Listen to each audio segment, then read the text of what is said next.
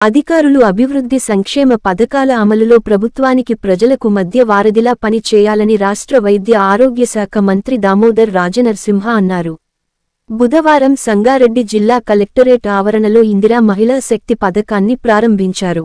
ఈ సందర్భంగా కలెక్టరేట్ ఆవరణలో ఏర్పాటు చేసిన క్యాంటీన్ను రాష్ట్ర దేవాదాయ అటవీ శాఖ మంత్రి కొండా సురేఖతో కలిసి ప్రారంభించారు. ఈ సందర్భంగా లబ్ధిదారులకు ఇందిరా మహిళా శక్తి రుణాలకు సంబంధించిన చెక్కులను అందజేశారు.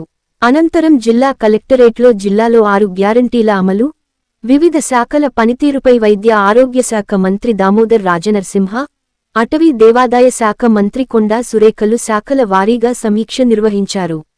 ఈ సందర్భంగా దామోదర్ రాజనరసింహ మాట్లాడారు. ప్రభుత్వం ఏర్పడి 7 నెలల కాలం పూర్తయిందన్నారు. ప్రభుత్వం ఏర్పడిన 3-4 నెలలకి పార్లమెంట్ ఎన్నికలు రావడంతో అభివృద్ధి, సంక్షేమ పథకాల అమలులో కొంత జాప్యం ఏర్పడిందన్నారు. కాంగ్రెస్ ప్రభుత్వం మైనింగ్, ఇరిగేషన్, ఎక్సైజ్, రెవెన్యూ, విద్యుత్ తదితర శాఖలకు సుపీరియల్ పవర్స్ ఇచ్చిందన్నారు.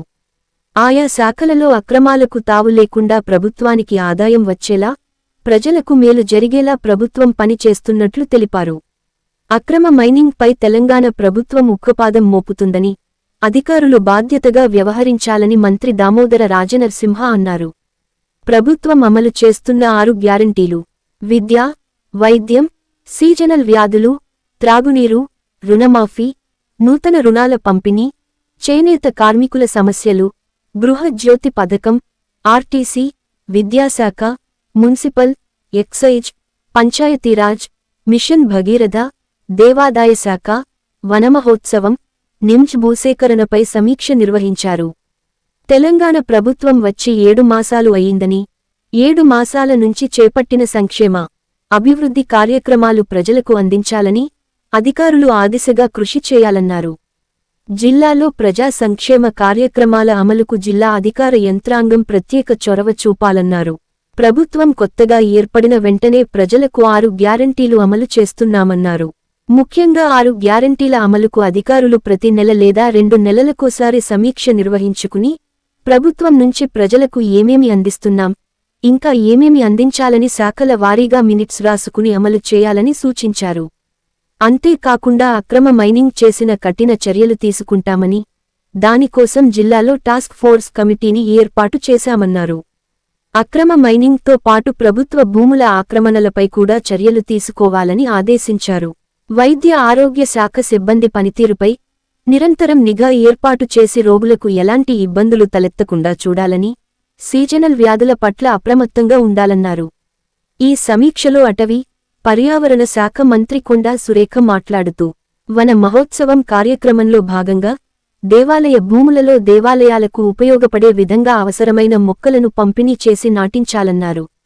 దేవాదాయ శాఖకు చెందిన భూములు ఆక్రమణలకు గురికాకుండా జిల్లా యంత్రాంగం ప్రత్యేక చర్యలు తీసుకోవాలని సూచించారు. దేవాదాయ భూములను సర్వే జరిపి హద్దులు ఏర్పాటు చేయాలని అధికారులకు ఆదేశించారు. ప్రభుత్వ పథకాలను ప్రజల వద్దకు తీసుకెళ్లే బాధ్యత అధికారులదే అని, ప్రజాధనం దుర్వినియోగం కాకుండా అర్హులకు అన్ని ప్రభుత్వ పథకాలు అందించాలన్నారు. ముఖ్యమంత్రి ఆదేశాలు పాటించాలని, ప్రభుత్వ ఆశయాలకు అనుగుణంగా అధికారులు పనిచేయాలని సూచించారు. ఈ కార్యక్రమంలో టీజీఐడీసీ చైర్మన్ నిర్మాల జగ్గారెడ్డి, కలెక్టర్ వల్లూరు క్రాంతి, ఎంపీలు రఘునందన్ రావు, సురేష్ షెట్కార్, ఎమ్మెల్సీ యాదవరెడ్డి, ఎమ్మెల్యేలు చింతా ప్రభాకర్, మాణిక్ రావు, సంజీవరెడ్డి, డీసీసీబీ అధ్యక్షుడు చిట్టి దేవేందర్ రెడ్డి, అడిషనల్ కలెక్టర్ చంద్రశేఖర్, వివిధ శాఖల అధికారులు తదితరులు పాల్గొన్నారు.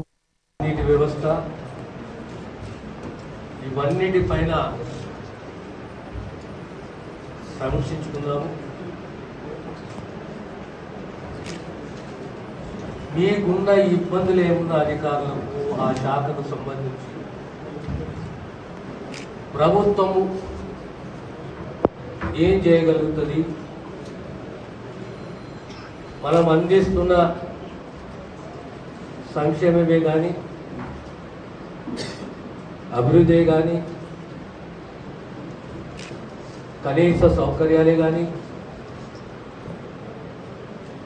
అన్నీ కూడా ప్రజలకు అందాలే. ఆ దిశగా జిల్లా యంత్రాంగం కృషి చేయాలి. సమీక్షలో కొద్దిగా ఎలక్షన్స్ 3 మాసాలు పార్లమెంట్ ఎలక్షన్స్ గతంలో కొత్తగా ప్రభుత్వం ఏర్పడ్డది, సుమారు 5-6 నెలలు కొద్ది జాప్యం జరిగిన మనము తీసుకున్న నిర్ణయాలే కానీ సంక్షేమమే కానీ ఇవన్నీ కూడా ఎక్కడ ప్రజలకు ఇబ్బంది కాకుండా, అడ్మినిస్ట్రేషన్ లో లోపం లేకుండా బాధ్యతతోటి అన్నిట్లో ముఖ్యంగా ప్రభుత్వంలో ఏముంటుందంటే it is the responsibility which counts and this government is very serious about the responsibility and accountability. We are very serious about this. అయిపోయిందలే సమీక్ష సమావేశం తర్వాత మనం చూద్దాంలే అనే భావన కాకుండా, ఆ ఆలోచన రాకుండా మనం ఈరోజు సమీక్షించుకునేది, మినిట్స్ రాసుకున్న ప్రతి నెల ఒక సమీక్ష ఉంటుంది. కనీసం 2 నెలలకైనా ఒక సమీక్ష పెట్టుకొని మనం తీసుకున్న నిర్ణయాల మినిట్స్ ద్వారా దానికి జవాబుదారీతనం అనేది నేను ఎక్స్పెక్ట్ చేస్తాను. రెండవది, 3-4 శాఖలలో ఆ శాఖలకు రెగ్యులేటరీ పవర్స్ ఉన్నాయి. ఆ రెగ్యులేటరీ పవర్స్ ఎంతవరకు మనము ఇంప్లిమెంట్ చేస్తున్నాం అనేది చాలా ముఖ్యమైనది. అందులో సంగారెడ్డి జిల్లా అంటే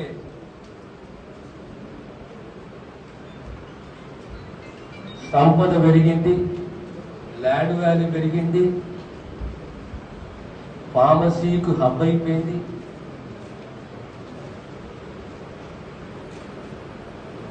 so revenue as a regulatory power, drugs as a regulatory power, మైన్సే కానీ, క్రషర్సే కానీ, పీసీబీ వ్యవహారమే కానీ, ల్యాండ్సే కానీ, లేఅవుట్సే కానీ, ప్రభుత్వ భూములే కానీ అన్నిటినీ రెగ్యులేట్ చేసే ప్రయత్నం చేశాము. ఒక స్థాయిలో మనకు ఒక పాజిటివ్ జవాబు అనేది మనకు వచ్చింది. ప్రధానంగా సంగారెడ్డి జిల్లాకు సంబంధించి ఈ 5 శాఖలలో రెగ్యులేటరీ పవర్స్ ఉన్నాయి. రెగ్యులేటరీ పవర్స్ ని కోఆర్డినేషన్ ద్వారా భూములను కాపాడుకునే బాధ్యత మన పైన ఉన్నది. పీసీబీ వ్యవహారం కరెక్ట్ నడవాలి, ఆ బాధ్యత మన పైన ఉన్నది. ఇల్లీగల్ మైనింగ్ ని ఆపే బాధ్యత మన పైన ఉన్నది. ఇల్లీగల్ ట్రాన్స్పోర్టేషన్ అంటే ట్రాన్స్పోర్ట్ అథారిటీస్ గతంలో ఏ రకంగా లేదా టాస్క్ ఫోర్స్ ద్వారా మనం కొన్ని పనులు చేయించాము, అదే పద్ధతిలో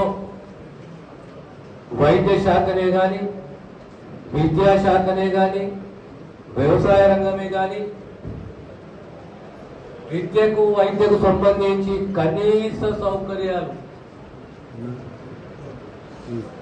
ముందు మన ఆలోచన విధానంలో మార్పు రావాలి. మార్పు ఎలాంటిది రావాలంటే ఈ ప్రధానంగా 5-6 శాఖలకు సంబంధించిన జిల్లా అధికారులు ఎప్పటికీ టూర్ చేస్తూ ఉండాలి, ఇన్స్పెక్షన్ లో ఉండాలి. మీరు ఎంత టూర్ చేసి ఎన్ని ఇన్స్పెక్షన్లు చేస్తే వ్యవస్థ అంత బాగుపడుతుంది.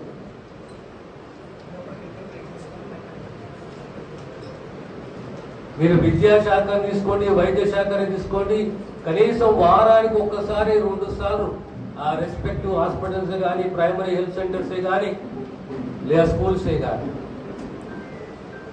దానికి తోడు ఇంకొక నేను హెడేక్ అనను కానీ రెండవదిగా కానుండే మొదటి సమావేశం అయినా కూడా ఇప్పటికే సోదరులు రాజనరసింహ గారు మరొక టాస్క్ ఫోర్స్ వేసి కొన్ని ఇష్యూస్ మీద మరి రిపోర్ట్స్ కావాలి అని చెప్పి ఇప్పటికే వారు చెప్పడము, మరి అంతేకాకుండా ఈరోజు డిపార్ట్మెంట్ వారిగా ముందుగా ప్రభుత్వం ఏదైతే 6 గ్యారంటీలు అనేది ఎన్నికల్లో హామీగా తీసుకుందో వాటిని ఏ విధంగా అమలు చేస్తూ ఉన్నారు, మరి ఎందుకు ఏ విధంగా ముందుకెళ్తా ఉన్నారు అనే విషయము, అదేవిధంగా ఈ ప్రభుత్వం ప్రత్యేకంగా రైతులకు, హెల్త్కు, ఎడ్యుకేషన్కు ఇంపార్టెన్స్ ఇస్తుంది అని కూడా మరి ఈ సందర్భంగా తెలియజేయడం జరిగింది.